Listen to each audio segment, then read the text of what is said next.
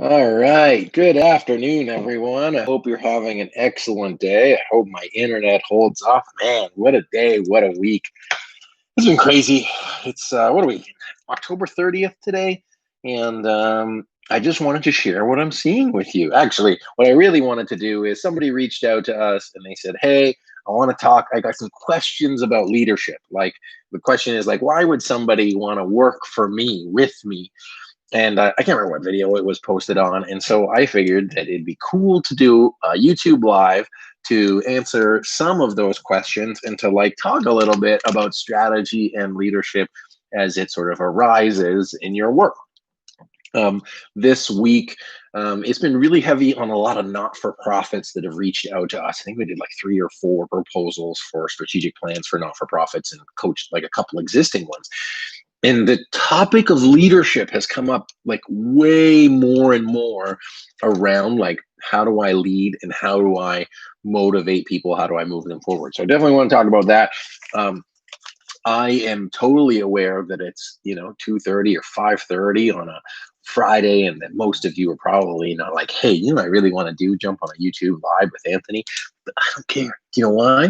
Because I really just want to help y'all be successful in what you're doing, and I really want to try to foster a community around strategy and leadership. So in the new year, you might have heard me say this already, that I want to launch a community. We are planning on launching a community to create more conversations around what is needed and required for successful leadership, successful strategy execution, and all that. And so that's why I wanted to, start having these conversations, start bridging those connections, because I don't know where you are in the world, but COVID lockdowns have sort of prevented a lot of face-to-face interaction with people. So I thought it'd be a cool opportunity to create a platform where people can chat with each other, where they can learn from each other and discuss leadership.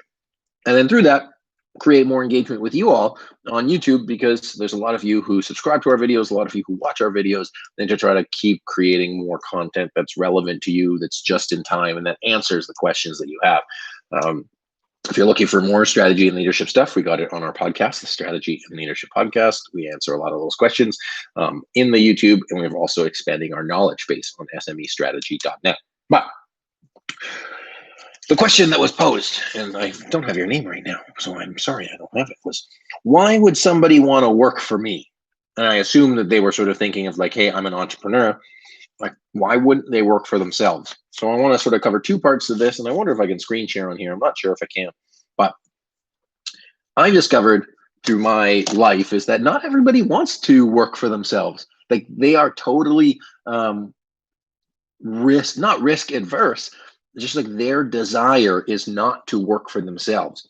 So if you're an entrepreneur, which I am as well, building a worthwhile mission and a worthwhile purpose is a thing that I've found has made me successful and have people want to work for me. Is like the what and the why is greater than the how, or sort of like the minutia of it. Is there something that's bigger that pulls people, that has them want to work for you? So there's a couple parts about that. One is being a leader in your work, whether you're a leader up here or a leader down here or a leader down here, is having something bigger for people to work on and work towards, rather than just accomplishing the sort of day-to-day stuff.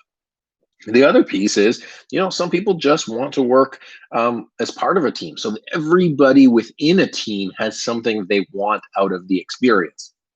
So as a leader, to be an effective leader, your ability to not only understand what they want, but provide what they want is the key to sort of earning that loyalty and earning the, I guess, buy-in of the people that are on your team. So really helping them achieve their goals, helping them achieve success is the characteristic of a good leader. So if you want people to work well with you, if you want them to work well for you, then help them accomplish what they want to accomplish. And your company, your team, your position, your volunteer opportunity may or may not be the thing for them. But what you need to do is to be able to figure that out and to present that in a way that's going to be successful for them. And that sort of like ties into the generic, like how to be a good leader. So I talked a little bit about what leadership means is leading people to help them accomplish what they want to accomplish. But there's a lot of different styles of leadership. So we made a blog on the different. All right, put that in the chat right now. Let's see. Boom, it's in the chat. So the qualities of a good leader. And so Jason, who's amazing on our team, went over a couple different leadership styles. So autocratic leadership, where they're like sort of guiding the ship. That's like a Steve Jobs kind of thing. And I won't go too far into each of them. And a laissez-faire leadership, like a Warren Buffett, like creating the space and trusting in people.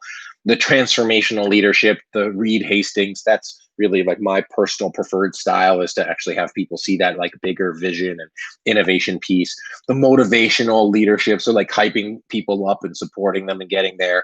Transactional leadership, which it relies on rewards and punishment. The example we use is Bill Gates there. Bureaucratic leadership, which is like a McDonald's or the army, where there's like a strict set of rules that guide people within that. And then you have charismatic leadership, which is like a Barack Obama kind of deal. So, of course, they all have pros and cons. And it's really interesting finding, encountering different leaders with different approaches and different styles. But what I think is the most important thing to consider is the system in which you're in. We had a podcast, actually it's going to be released this week, David Fields, I believe, and I forget if his last name is, talking around the context around what you operate in. The context is sort of how you see things, how you make decisions, what you're born into. And all of those leadership styles are great at different moments. But what sort of determines, in my opinion, what determines if those leadership styles are successful is the system that they're in. As in, some leaders are really great in certain companies and not in others. If you have like an arm, like if you're in the army and you're going to be like, you know what, I trust you to do whatever it is, like go with what you feel.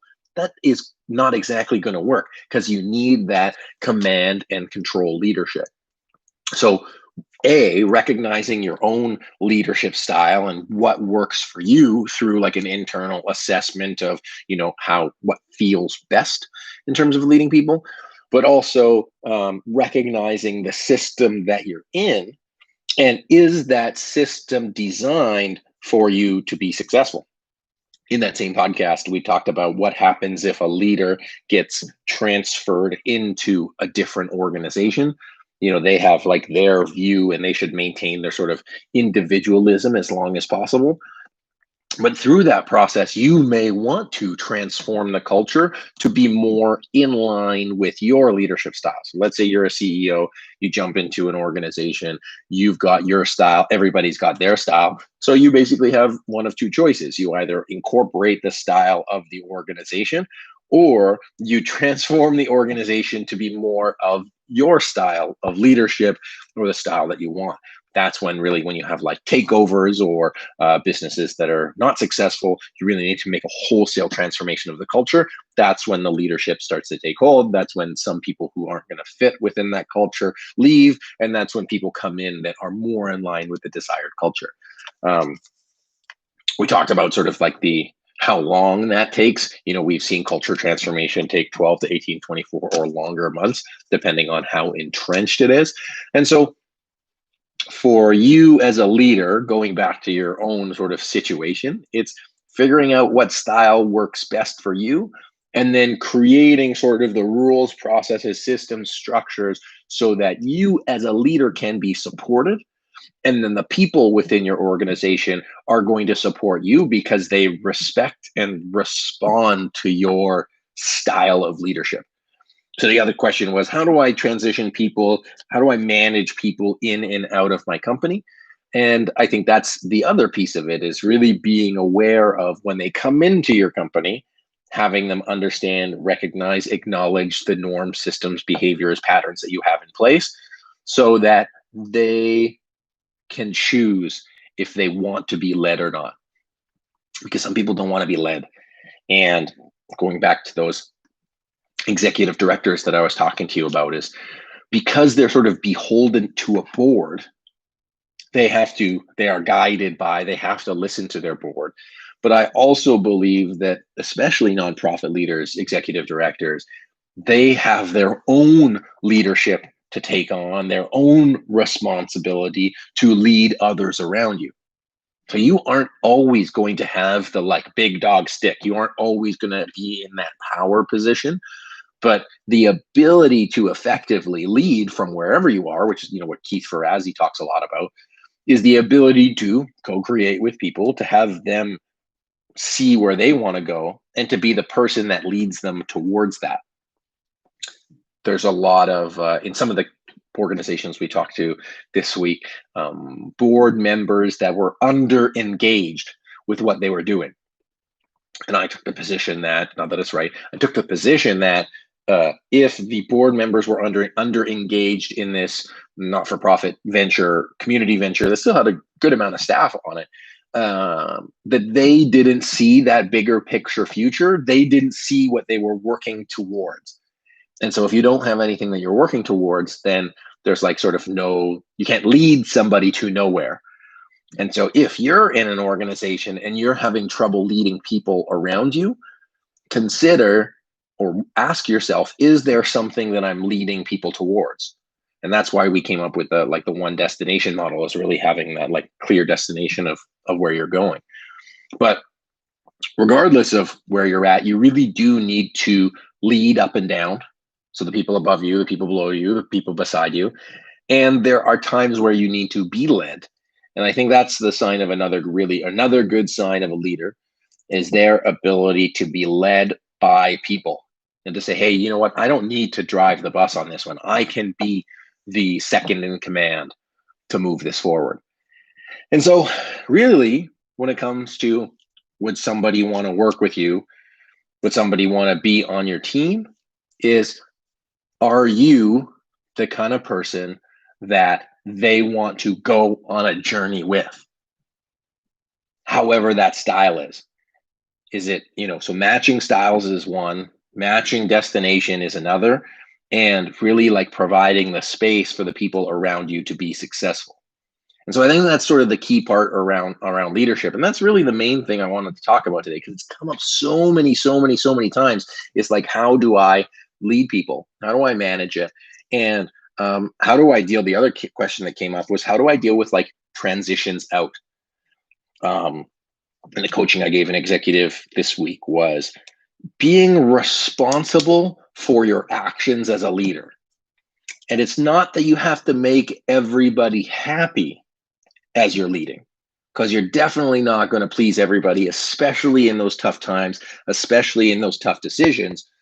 But again, my stance as a leader is communicate, make sure people understand, and then acknowledge the impact of what you've done, not to like justify, but to inform. And again, say, hey, if we need to get to this place, this is sort of the stance that I'm taking.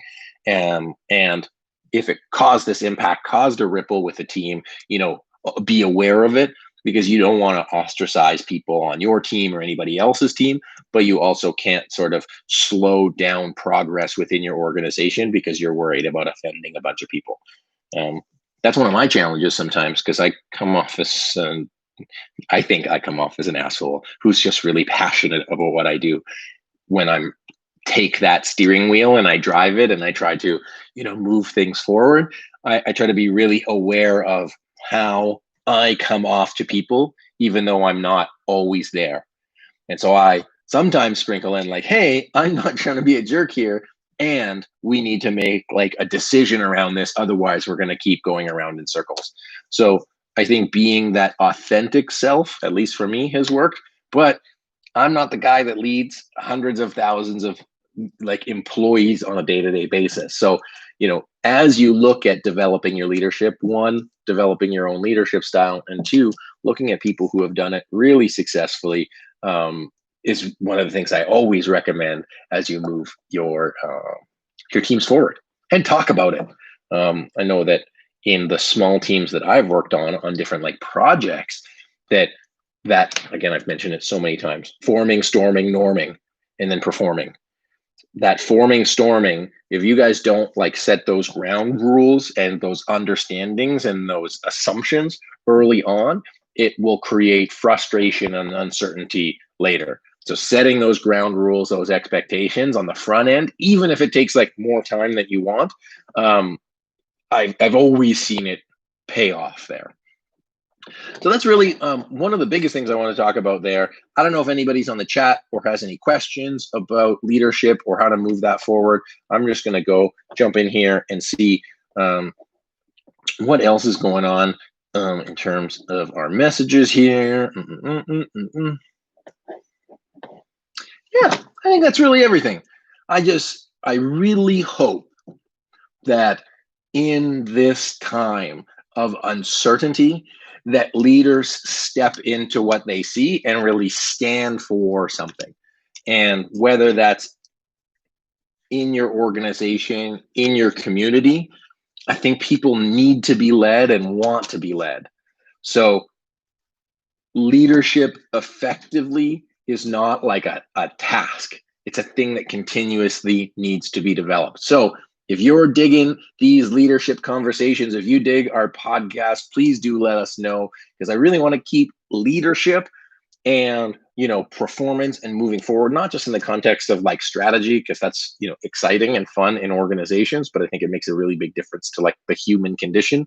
And so as we go through 2020 and 2021, we need more leaders to be able to create that change that we want to see positively, both within organizations and without. So with that, I'm going to finish off today. Don't have any other questions. So I hope you enjoyed today's little Friday Q&A answer. If you have any other questions, please comment on one of our videos, comment on this video, and I will cover it in another segment. All right, thanks everyone. Anthony Taylor from SME Strategy here. I hope you enjoyed it, and we'll speak to you next time.